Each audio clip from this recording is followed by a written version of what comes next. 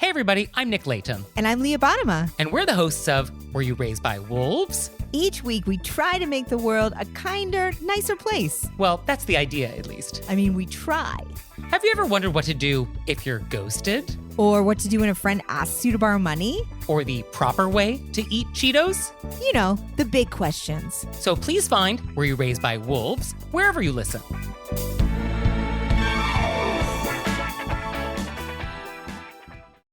You're listening to Heritage Radio Network.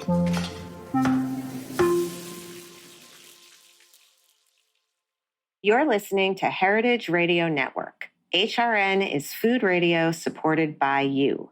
Learn more at heritageradionetwork.org. This episode is brought to you by the second annual Catskill Cuisine Festival.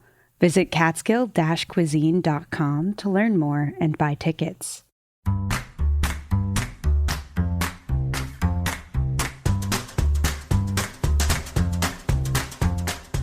I'm Allison Kane, and welcome to In the Sauce, a podcast about building consumer brands from the ground up. I love doing this show because I get to interview everyone from production gurus to marketing and social media mavens, anyone who can guide me on this crazy journey. This is the story of building Haven's Kitchen sauces, but it's also the story of every growing brand because we're all in the sauce.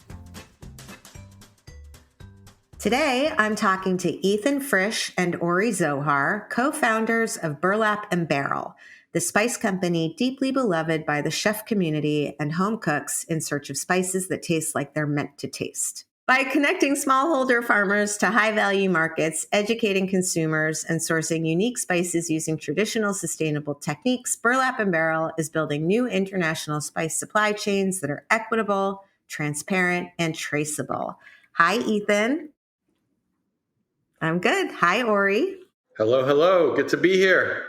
I'm thrilled to have both of you. Okay, so we're doing this a little early because a couple of us have seders tonight, and just in the holiday spirit, because you are, spice people, I just want to hear if there's anything I should be putting on my brisket, if there's anything that either one of you made or Ethan, like any particular spice that, I'm going to regret not using.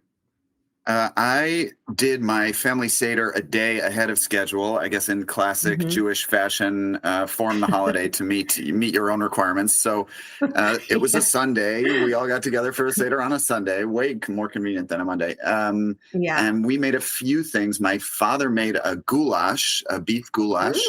So a delicious classic dish, great way to use some excellent paprika. And then we made a couple of roast chickens. That we rubbed with I rubbed a whole bunch of spices, kind of whatever my grandmother, I keep this is in my grandmother's kitchen. I keep her kitchen very well stocked with Burlap and Barrel spices. Sure.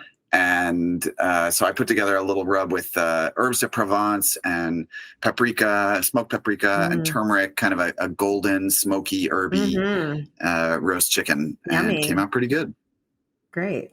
I'll be back next week with another episode of In the Sauce. I feel like that's all I'm like salivating now. And now we have to talk about business things. And all I want to do is go see if I have smoked paprika. Okay. So we are going to talk about the business. I've been a fan. I've been a customer. We had them at the cooking school. Ethan, I feel like I've known you forever, or at least since this whole weird CPG world happened to both of us. But, I didn't know some of the stuff. And I did watch the Shark Tank episode that you all were on, which I think everyone should watch. It was great. You were great. And what I didn't realize is like, your first year was 100,000 in sales. Your second year was 200, then 600. And then I think you said it was like 3 million in 2020 during the pandemic. Is that the trajectory that it was? I mean, that was nutso. Yeah, it was totally crazy. I mean, I think like when the business started, it was really like Ethan was not only packing and shipping spices in his apartment, but also going door to door to restaurants doing sales.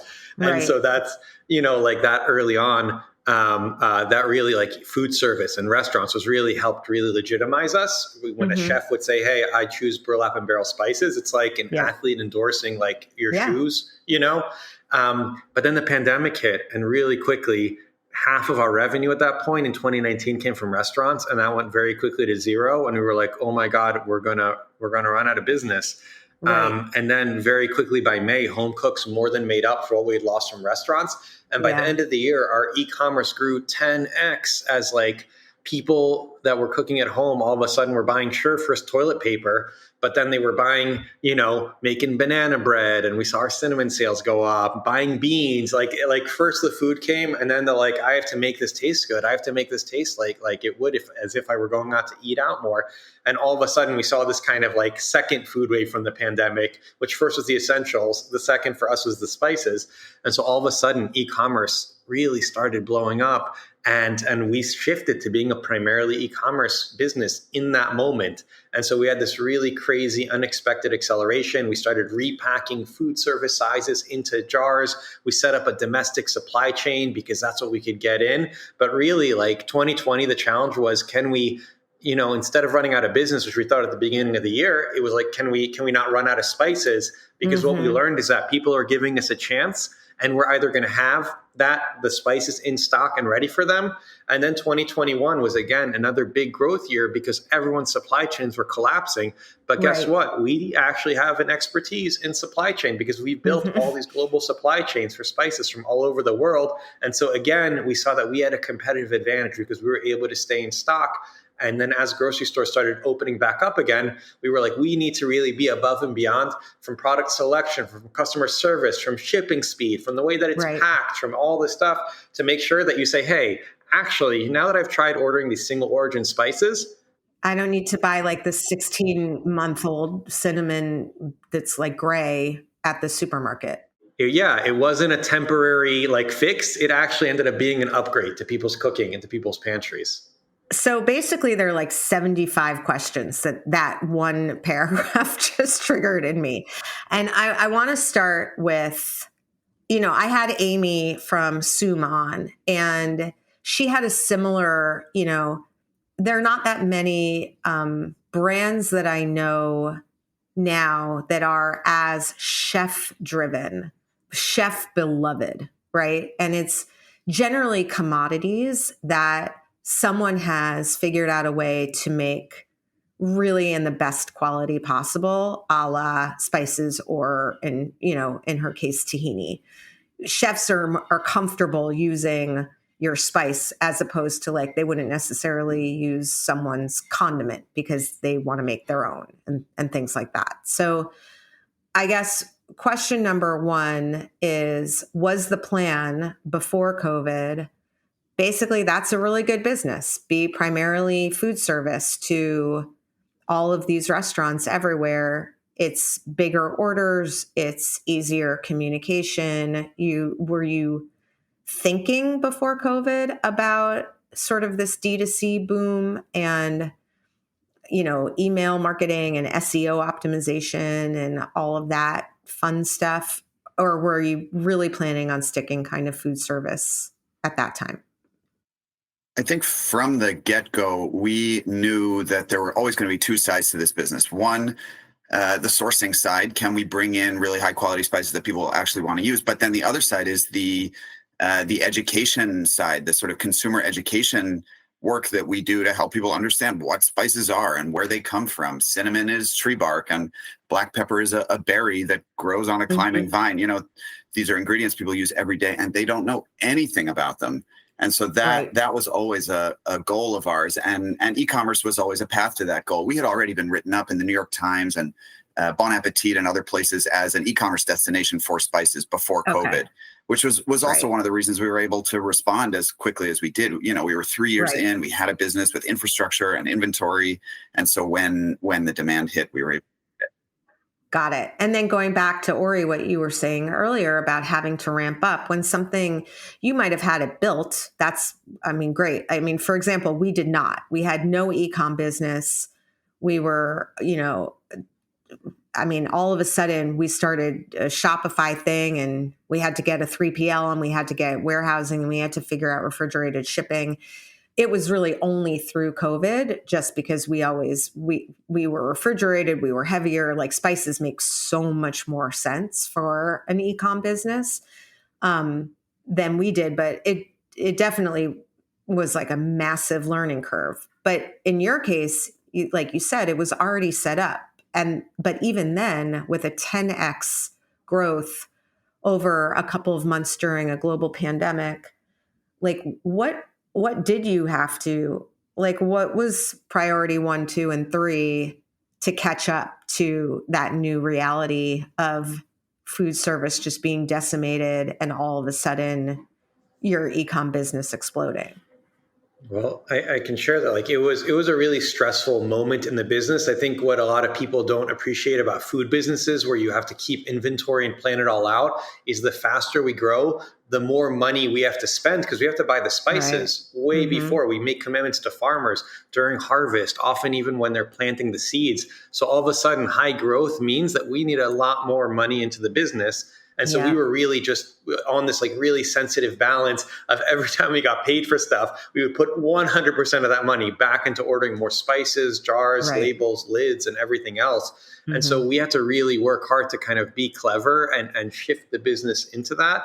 As Ethan mentioned, we had already been ready for e-commerce, in that like we've been building it, but customer acquisition is expensive. We're a bootstrapped company. We're a social enterprise. So we didn't have access to investors or venture capital or anything like that. So we were like, how can we be clever about this? And so we had set up a spice forum on Facebook where we had people, our customers, talking to each other and sharing recipes and sharing how to cook with the spices and giving each other recommendations to take the load off of customer support, but also to just build a really nice community.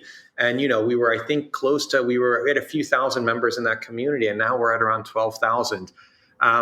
We kept launching new and interesting spices. We had never done domestic spices. So we started sourcing salt from upstate New York. We started sourcing chilies from California. We started sourcing dried wild ramps from upstate New York. So we tried to be really clever on stuff that we could kind of bring in and quickly put into jars and get out to the customers. And even if we were sold out of something, we should be like, don't look over here at this thing that we're sold out of. Look over here at this brand new thing that we just launched. After that, we launched our Spice Club, which was our seasonal spice subscription.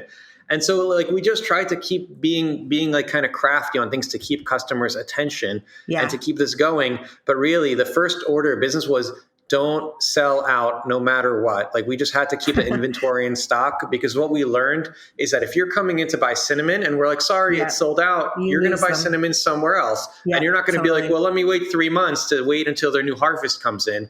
And so we really did everything that we could to just keep cinnamon and our main spices in stock. And we literally put spices on airplanes, you know, instead of most of the time things are brought in on boats.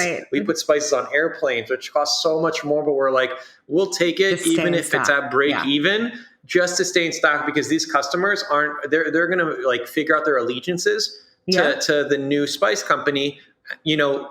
In this moment, there's a rare change of behavior. And so either we're going to be there or we're not going to be there. And we saw a lot of people kind of selling out of stock and being stuck and all this and that. But ultimately, people are looking for something, make their decision. And so that was the biggest thing for us. So we were spending all day and all night sourcing jars. This jar is sold out. Okay, let's bring in this jar. This spice is sold out. Let's bring in a backup from here. So we were really working our whole supply chain around the clock just to try to feel abundant and feel stocked and let people know that we're here for them and that we're going to help make sure that their boring meals get kicked up a little bit and they have brand new seasonings and new recipes.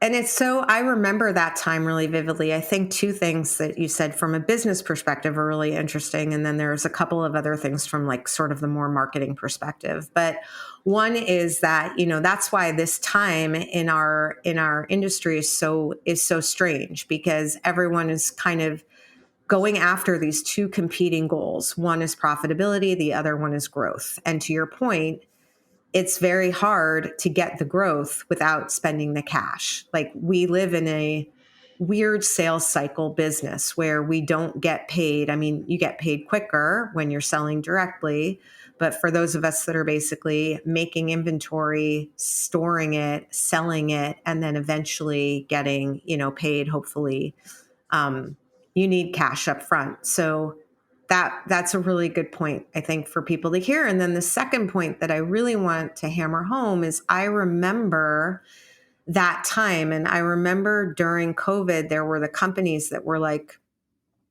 almost bickering with consumers. I don't know if you remember this, but they'd be like, give us a chance. We're a small business. You're used to big businesses. We might not be there for the holidays, but that's not our fault. Like blame FedEx. And I remember saying to my team, like, I don't think that's going to work. Like, I don't think that you can assume that consumers want what you have so much. And it goes back to like, is the customer always right? Of course not. Like, of course, sometimes they're super douchey. But for the most part, to your point, they are making a decision right now. They're never coming back if you don't capture them. And that's just the reality. What you might be compelling, you might be the freshest, the best, you might have the best social mission, you might all of those things. But if you lose them when they want that cinnamon, they're not coming back to you the next time they want it because they've either gotten it somewhere else and they don't need cinnamon for another 6 months and they've forgotten about you. Or to your point, they've kind of built an allegiance to another company. And I think it was like there were these go-go years where brands kind of forgot that. And I think you didn't forget that, which clearly sort of saved you during that time. That's really good. I want to go now, Ethan, I think this is more in your camp because I'm thinking about that time and I'm thinking, I'm not going to the grocery store as much. I am baking all of this, banana bread and making oatmeal and learning how to, channel my inner home cook at home.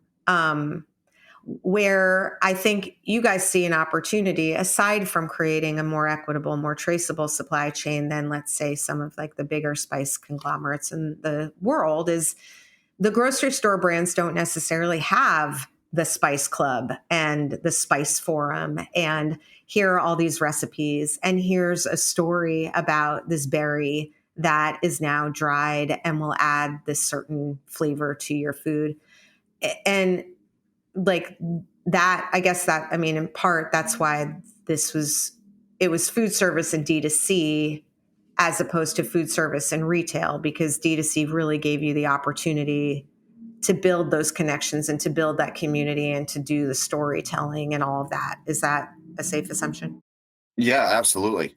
And then tell me, I want to hear a little bit more about the Spice Forum and the Spice Club. And, it reminds me of like the Rancho Gordo, bean club. I mean, people are crazy about beans. And it's this like, private like channel on Facebook that you have to be accepted into. I think he has like 15,000 bean people on there. And I think that's what's so cool about Facebook, which, I think we've tried in a couple of different ways to kind of like crack into, can we get some kind of a cooking club? But I think around spices or around these ingredients, these Facebook groups are really, really powerful. And there's none of the kind of nonsense of the look at my nails as I unbox this thing on TikTok kind of stuff. Like these are hardcore people. So I want to hear about the Spice Club. I want to hear about the forum. I want to hear what you've learned from those people, from that community, how you've kind of capitalized on the insights. Tell me more. Yeah, great question. The Bean Club was definitely an inspiration for us in starting Spice Club. And Steve Sando of Rancho Gordo was an early mentor. I had cold called him, I think reached out early on, realizing that we had sort of a similar challenge of selling a kind of a pantry staple, but doing it in a fun, exciting, kind of e-commerce oriented way. So he became a mentor, an advisor, and now a good friend. So the Bean Club was certainly our inspiration. But the other thing that it did for us was it gave us a kind of ready-made community. Anybody who was buying specialty beans on the internet, also needed good spices and cared about where they came from and was cooking a lot at home. And so that's what we found kind of across the board, is that the culinary revolution is being led, not, like you said, not on TikTok, but by middle-aged ladies cooking at home, people who are preparing food on a regular basis, cooking from scratch, thinking about where their ingredients come from. That they have been our core customers from the very beginning. We've always had a high percentage of orders from AOL email addresses, which tells you a lot about who's placing those orders. So yeah, we met this community. Like, was it a surprise to you who your consumer actually turned out to be? I think as an entrepreneur, you often start a company thinking you're serving yourself, right? Like that you're representative of the market that you're trying to reach. And we figured out pretty early on that actually there was a very different demographic who cared a lot and more than our own demographic. I was, we were in our late 20s, early 30s when we started the company, 2016. So, it turned out that urbanites, we lived in New York and San Francisco, and of our age group, really, we're not buying spices online, and we're not paying that close attention to where their ingredients come from, even if we wish they did. Even if they say that they are. Yeah, exactly. But the serious home, who are the serious home cooks in America? They're women 40 plus who are often cooking for family and make it a real passion. So and by the way, has been our that community, demographic, and we have embraced them wholeheartedly. Yeah. I mean, one thing that Ori sort of talked about in our COVID spike, we wound up hiring a whole bunch of our customers to help us with customer service and operations, and they're all still on the team. 1, 2, 3, 4, 5 members of our team were direct to consumer customers, including all 3 of our customer support team. So I love that. That was great. I mean, that's awesome. And, by the way, I think I've said this on the podcast before, that demographic, has fewer people vying for them. Although now that menopause is a thing, I guess more, but, still relatively little.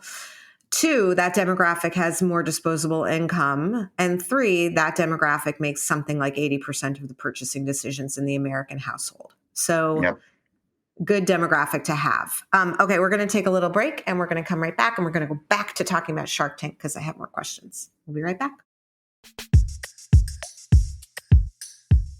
Gather your friends and family at the 2nd Annual Catskill Cuisine Festival, presented by the Sullivan Catskills Visitors Association, Bethel Woods Center for the Arts, and Resorts World Catskills.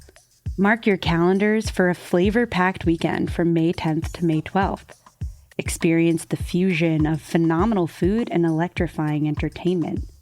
Rub shoulders with your favorite Food Network personalities, including Andrew Zimmern, Michael Simon, Scott Conant, Marcus Samuelson, Jeffrey Zakarian, Anne Burrell, Melba Wilson, and distinguished international chefs by LaBelle Farms. Kick off the festivities with Friday's star-studded golf tournament and evening reception. Saturday heats up with free tastings, thrilling live demos, music, and family activities, culminating with a gourmet dinner hosted by celebrity chefs. And on Sunday, celebrate Mother's Day with a special celebrity-curated brunch. Tickets for this celebration are selling like hotcakes. Visit catskill-cuisine.com to grab your pass for this unforgettable weekend in the picturesque Catskills. See you there! I'm back with Ori and Ethan, co-founders of Burlap and Barrel. Okay, so back to Shark Tank. I think, at this point now, I would say 6 out of 10 of my friends in this space have been on it or are going on it. With, mixed results when it comes to the deal. I don't think anyone cares really about the deal. I don't know that anyone really remembers. It seems to me like, again, correct me if I'm wrong, but it's essentially an ad in a lot of ways where you get in front of millions of people and tell your story, and no one is judging you if Mr. Wonderful doesn't want to invest in your company or whatever. I think that, when you have a click to buy sort of scenario, like there is an Amazon or a D2C, that makes a lot of sense. For the more retail heavy businesses, I would imagine the lift would be different. I guess my questions are around how people or entrepreneurs or early stage founders should think about that ROI. How much time, money, resources are you investing? How much revenue and awareness do you sort of ascribe to the appearance? I would imagine there's like a massive bump. And then how do you capture, that's all sort of top of funnel stuff. How do you kind of get them to repeat? So lots of questions, but mostly I guess it's about how you think about it. And I mean, you had said it in your notes to me that you think everyone should try to get on. So clearly you have really good things to say. Yeah. I mean, we chatted with maybe a dozen entrepreneurs, food entrepreneurs who had been on Shark Tank. And a lot of them said that, like, as long as the sharks kind of like your product and have a good review, that's a pretty strong endorsement. I think like as of last year, the average Shark Tank episode got like 4 million viewers the night it airs. And then I'm guessing another 4 million on Hulu afterwards, like that. It's hard to tell exactly, but we really view this as like a chance to, like, yes, it would be great if the sharks, got the business, wanted to invest, and kind of were be able to kind of bump up and up the valuation. But most of the time they do what they do. They're pretty sharky. But from what we heard from everyone is like, listen, you get to give a 2-minute uninterrupted ad on national television, and people watch and people shop the show. And so that's what we did. We went on there. We prepared for months, everything from picking the spices to make sure that we had good inventory if it did eventually go to air, which not all of them do. We practiced our pitch, our 2-minute pitch. Then the sharks have producers in their ears throwing all kinds of questions at you. So we practiced every single variation. You really knew your stuff too. Like you also, like Michelle Jimenez did the same thing where she was like, for the pizza cupcake, when they offered her deal, she was like, well, how about this? I would be like a deer in frickin' headlights. I'd be like, I don't know. Okay. Like, thank you. And then I'd run out the door. Like you were so composed, and you kept did you know that they were going to come back with those? Like, how did you have all the deals built in your head already? You were like prepared. We planned them all out. We gamed out different scenarios. What would happen if this shark was in and that shark was out, and who did we want to go with, and how would we played out every scenario we could imagine so that we were prepared. And we also, had a little curveball for Mr. Wonderful that we threw in at the end, knowing that, we were trying to up the drama a little bit and get ourselves a little more airtime. So if we had a deal for him, we do a lot of royalties. So it's sort of it was a natural fit, and whether we got it or not, it was part of our strategy, the whole thing. Yeah, I mean, I was very impressed. You would have to give me like 6 Klonopin, literally. I was sweating watching you. That's I mean, it was nerve-wracking, but it was fun. We went through hair and makeup and wardrobe. We were in like the Sony studios in Los Angeles. Ethan had a brand new newborn kid. So I flew in like a week early, and we spent day and night kind of rehearsing, but we knew that we had one shot, and we filmed for maybe 45 minutes or an hour. Yeah. It's really hard to tell time in there. And then they cut it into 8 action-packed minutes. And we viewed our job as like, how do we make good TV? How do we make it fun and entertaining and something that's worth watching? Because they keep cutting, along the way. They don't air everyone that they film. And what ended up happening is when it aired, we watched our site, and our site just exploded. And I think this is goes back to the COVID conversation. We were either going to be in stock and ready to go at that moment that it aired, and they only give you a 3-week heads up when it airs. So that's not a lot of time, Allie, to do new batches of product. To build up your inventory. Yeah. So we had bulk spices ready, we had labels ready, we had everything good to go so that we could pull the trigger on packing more spices, but we didn't have to in case it didn't air. So we were kind of gamed it all out, like Ethan said. And then what ended up happening is we did end up going to air, and April 7th, 2023 was our biggest day of sales. And April 8th, 2023, the next day was our second biggest day of sales. Like, there was just a massive response.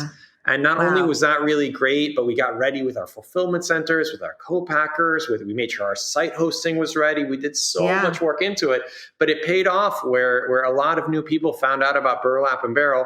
And then every single time they re-air it, we see a new bump in traffic. So it's been really quite a gift. It ended up being this massive, massive PR thing. It would have been really nice to get a deal with the Sharks, but honestly, I think we won in the biggest way possible, because we were able to get this massive endorsement on national TV from the Sharks and Gwyneth Paltrow, no less. Yes. Who, by the way, when she was like, I've never heard of it. I'm like, well, maybe you just, that. Yeah. All right. Reddit was upset with her about that, but now she posts about us in her stories all the time. So I feel like we're good now. Amazing. I took a little exception to that. I can't decide, I always I'd never name the episode until the interview.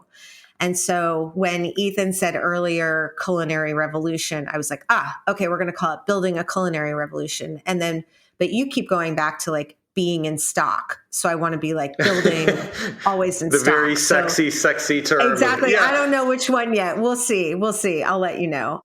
No, but just for what it's worth, just a lot of our worldview is just we spend so much time building these supply chains and sourcing the spices. We spend time on the farms. There's so much work that goes into building it. And then just to then be out of stock because of a fulfillment hiccup or because FedEx is slow or because of whatever. So I think that's where Ethan and I have been just really careful is to saying that we're going to source these incredible spices and tell these farmer stories and build these supply chains. And you're going to absolutely love the spice once it's in your home. But we're going to put just as much care into our customer support team of having really thoughtful people that love our spices and not outsource customer support. We're going to put so much effort into building a site that's intuitive and easy and welcoming and makes it easy for you to shop around. And we're going to make sure that it gets to you really quickly. And so we're really careful about doing both sides of the coins. And I think that there's a lot of entrepreneurs that they're really exceptional at one side of it. But what we've done is been able to kind of make sure that, okay, we're going to be on Shark Tank. We're going to make sure that we can fulfill over 1,000 orders on a Sunday. And we were able to do that. Yeah. And then you have to make sure that you're re-engaging these folks when they come to the site to check it out and they decide not to purchase. Or when they do purchase and you want to make sure that they purchase again, you're just making sure that you are not leaving any of that beautiful, perfect paprika on the counter. You are using your finger and scooping it up and making sure that it goes into the recipe. Okay. I get it. And I think that there's this massive, Bob's Red Mill to me is the Daddy Mac and the Mac Daddy, right? You go there for recipes for bread baking, whether or not you've bought Bob's, Red Mill flour. They have figured out the way to be this very wholesome resource for home bakers. They're sort of my guiding light in terms of the kind of experience you want to create for people with your product. And when we talk about building community, yada, yada, yada, what does it really mean? And I think that is what it really means. That is what McCormick, for example, has not done around their spices. But that is easier to do, as I know you guys know, online than it is in store. And now there are more tools to connect in store with online, but it seems like you're now starting to really adapt and think about grocery retail in a bigger way. And I'm kind of curious, what does that look like for you? What are your expectations for that? I would imagine that, the velocity isn't super high in the spice set. Are you thinking about, being the premium offering? Are you thinking about the single spices versus a pizza blend? Or, how are you thinking, I guess, about grocery? Yeah. And Ali, you have more experience in grocery than we do. So we also could use some advice and lessons from you. Maybe that's the next episode of Ali tells us what to do in grocery. But really for us, I think a lot of entrepreneurs go into grocery too early, because if you're going to go into grocery, you need a broker, you need a distributor, you need a merchandiser. How do you do that when you're still paying a ton of money for your packaging and paying a ton of money for your packing, and you're not anywhere near at scale. So like, I think starting out in food service and then building up e-commerce, once we got to a point where we were like ordering our glass jars, from the glass factory in Asia by the container, all of a sudden that started opening up enough margin for us to be able to like, okay, now we can start going, and now we could pay a distributor, and now we can pay, because we can't afford to lose money because we're a bootstrapped company. And so everything we do has to be profitable. And that has kind of made us force some focus on us. So we can only do it if the numbers work. And so it took us 5 years maybe before we started really pursuing grocery. And we really started a bottoms up approach. Yeah. We started with small specialty independent. Fair really helped us get into a lot of new doors. And now we're starting to work with regional grocery stores and independent, distributors and all that stuff. To be honest with you, we're quite scared of national, because we just know how complicated it is and how many things you have to get right. I mean, we even saw there was a grocery store that's a major customer. A friend was there, said, hey, your spices are mostly out of stock. We're like, really? And so we emailed them and they placed a $1,400 order to restock our spices, which was great. But we just know that there's a whole art to grocery. Yeah. But don't they know that the podcast is titled Always in Stock, building always right, in stock? exactly. That's your whole thing, Ori. That must have made you like throw up in your mouth. There's nothing worse than being told that you are out of stock on the shelf when you know that you have inventory and you know that just something has broken in the distribution channel. It is an infuriating business at times. Yeah. From the outside, you're like, well, of course, grocery stores would put you in a good place and merchandise you well and reorder when it's out of stock. But I think the reality is that margins have been a lot thinner for grocery stores.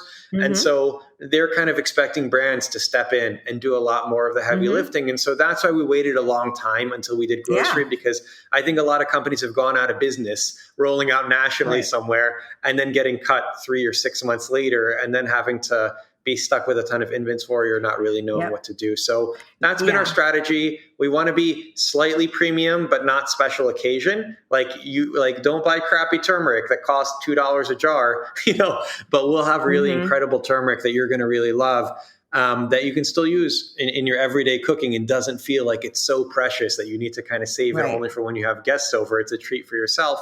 So we've now been figuring that out. What about case size, packaging price, merchandising? So I think that's what we've been slowly dipping our toes into. And because e-commerce is really our like revenue engine where customers are, it does two things. One is we can kind of slowly build our way into grocery without it being this kind of do or die, which I think a lot of entrepreneurs are like, if I don't get this big order from Whole Foods, it's over for me. So we don't have that pressure on ourselves.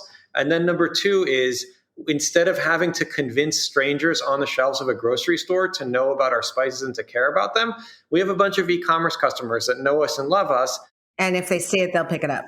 Exactly. So that's been our kind of strategy, is to slowly and do it way later than most people think about it. Yeah. No, I think, it's interesting. I never really understood, I guess, the concept of channels until really recently, and I think one of the things I love the most about this business, after I just complained about it, is like, there's a cap for every bottle, right? You are a shelf stable, dry, lightweight, although, in glass product that makes a lot more sense when there is a story to tell and you're basically trying to explain why they should buy your cinnamon for XYZ more than what they're used to. It is a natural fit with that channel.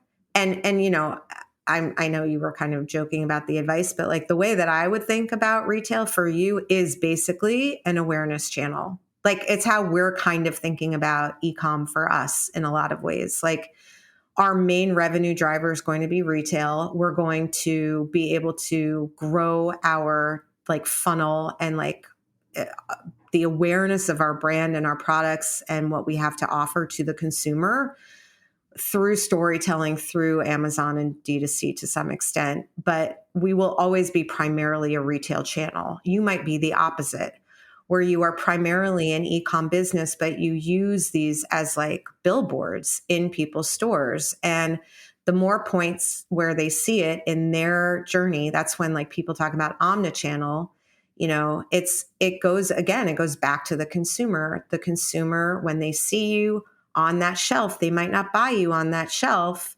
but they'll remember you and they'll be like, okay, this is now validated to me that this is a real brand and they're like a real thing. And, next time I need my turmeric, I'll remember to go back and order it. Or to your point, oh, wow, I forgot. I might be low on whatever. And so I'll pick it up from them because I already know them. But I think it's interesting to think about them as different things. And when you think about them as different things, then all of a sudden you decide the priority for it. What is the margin that I need to have on this channel, right? Like what percentage of this channel is dedicated to marketing and what percentage of this channel is dedicated to sales? Now, even if it's dedicated to marketing, I'm not willing to lose money on it. But do I need a 30% contribution margin or is 15 okay? Right. And then you're basically dividing each thing and deciding, all right, net, if this is 80% of my business and it's, a 15% contribution margin, that's probably not great. If it's 80% of my business and it's a 30, then okay, now we're kind of in business, that type of decision making. But it took me a while first of all, because we were really a single channel business until now, like until yesterday, basically. Yeah, and a lot of these companies also are like, oh, is it going to be a negative 15% contribution margin, until like in the early years. But I have to say, like, we view grocery really as like higher volume, kind of, you need to pick up a jar of cinnamon, you need to pick up a spice blend. We have these great origin blends that we've been sourcing that we're pushing more and more into grocery.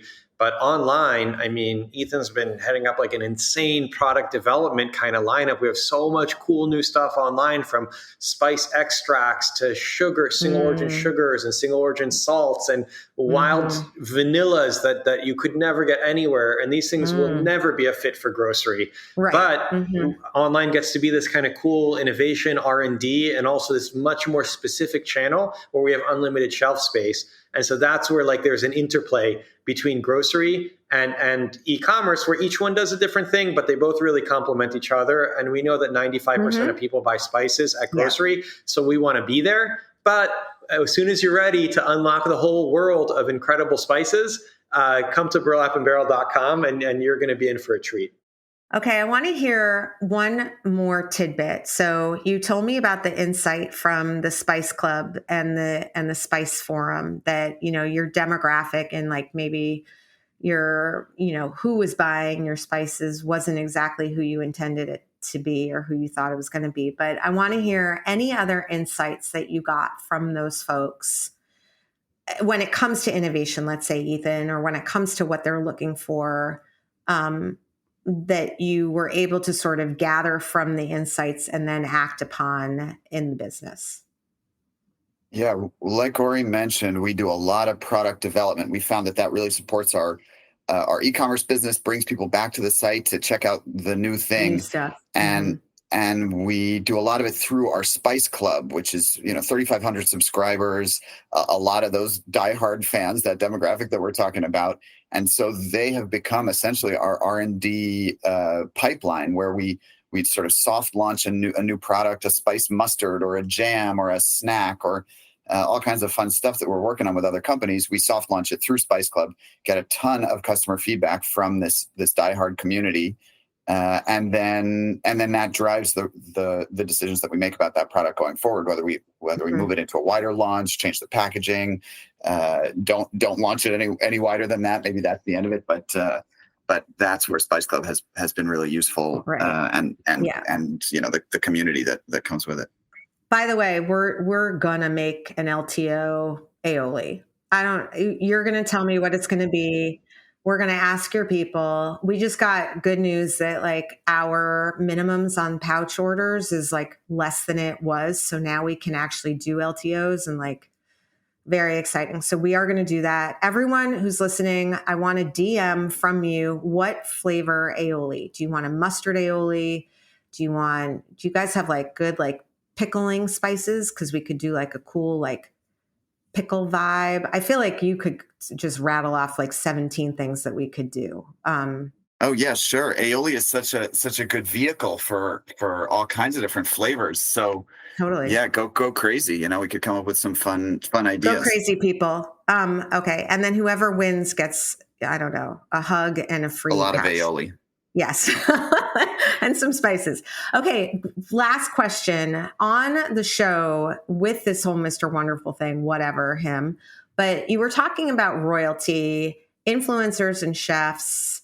You know, there's this thing out there. It's like, I've had a hard time defining it, but it's like the good old fashioned, don't have too much of a sales team, have your customers doing your sales for you, Tupperware, Avon, you know, that type of, I don't want to say MLM, but a little bit, right? Like it's not an illegal situation, but it's like, you know, word of mouth where those people are incentivized and paid, you know, for doing the work of a sales team, combined with today's sort of, you know, a lot of companies I know are finding ways to let influencers and content creators kind of design in very loose, you know, quotations, their own product or make their own blend or make their own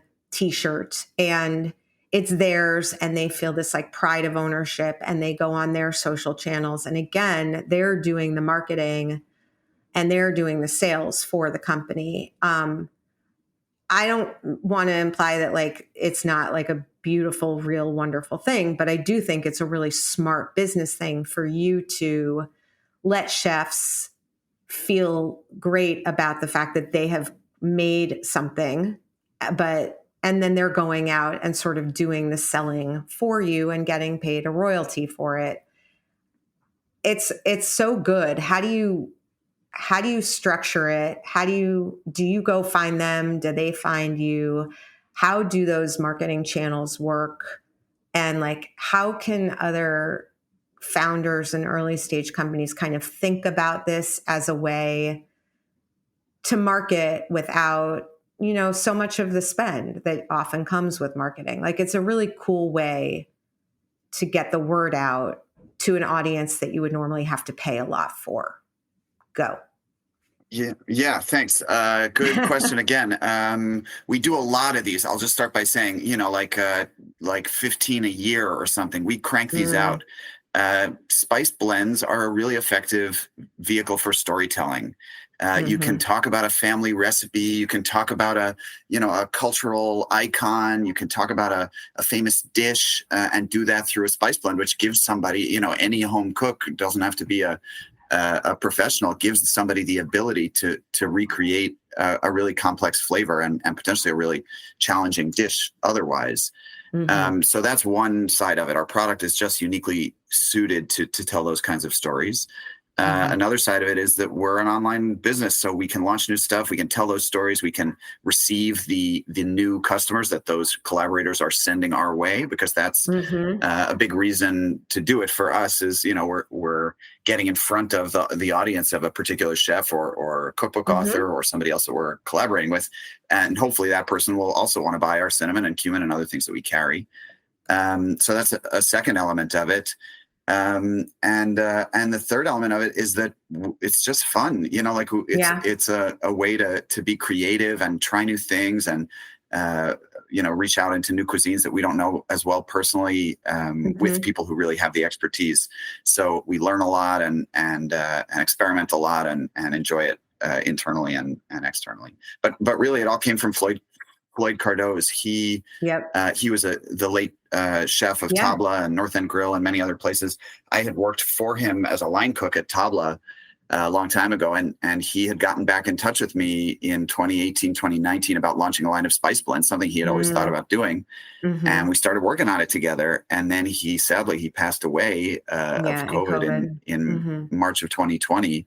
We saw him in India. We were there on a sourcing trip ourselves. And anyway, the whole trip got interrupted. Everything changed. But he came to us and said, make spice blends for me and pay me a royalty, and I'll help you sell them. Wow. And we're like, that's a pretty good idea.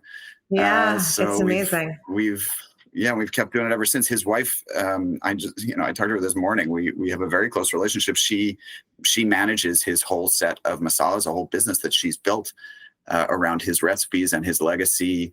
And we've sold 60,000 jars of those masalas since we launched in 2020. So cool. It's pretty great. Yeah. Yeah, no, amazing. I love it. I'm trying to think of how I can whip out aiolis. Like, you make an aioli and you make an aioli. Like, I just feel like everyone would make an aioli if they could. Like, everyone would make an aioli. We can just put it in a pouch. Yeah, if you do small batches, even like R&D quantities, we're not making tons of any of these collaborations. We work with our co-packer to produce them in manageable quantities based on what we think that person's going to sell. What kinds of volumes that person's going to sell, and we coordinate very closely with them. It really is a relationship. Yeah, it has to be. Yeah, and they pay off over time. We have collaborators we've been working with.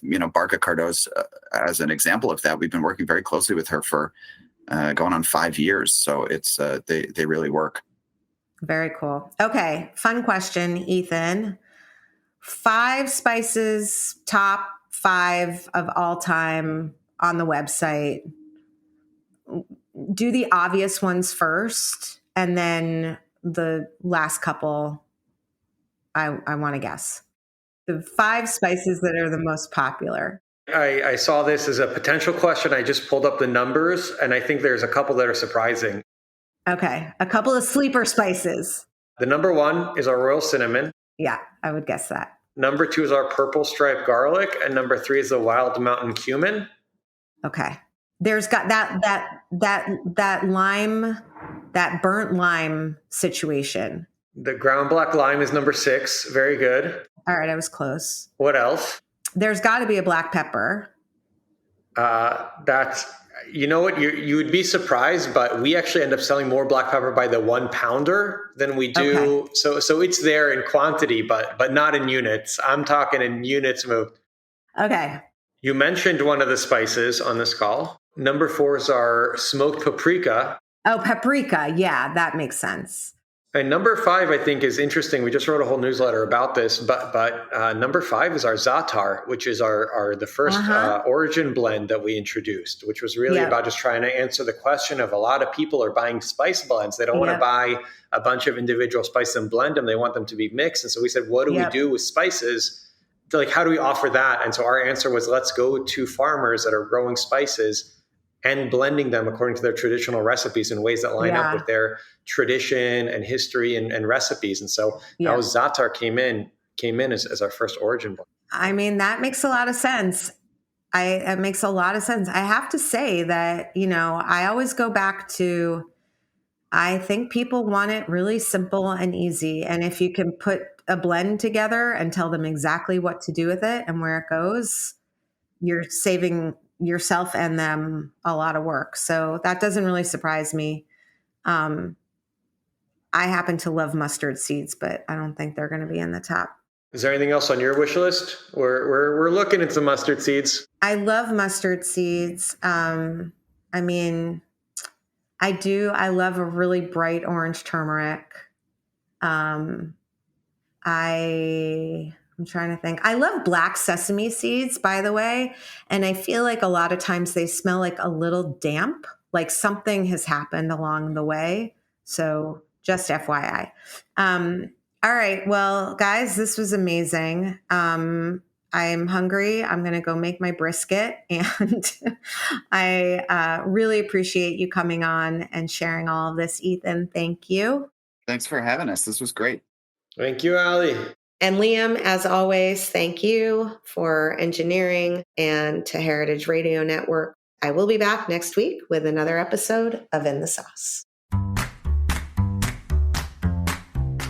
In the Sauce is powered by Simplecast. Thanks for listening to Heritage Radio Network, food radio supported by you. Keep in touch at heritageradionetwork.org/subscribe. Hey, it's Francis Lamb, host of The Splendid Table. Every week on our show, we talk about food and cooking and the meanings of food and cooking. We talk with the most interesting people in food about their techniques, their culture, and everything in between. Whether it's about how fried chicken took over the world or how Instagram changes the way people are actually eating. It's a food show where everyone is welcome. Come join us. You can listen to The Splendid Table wherever you get your podcasts.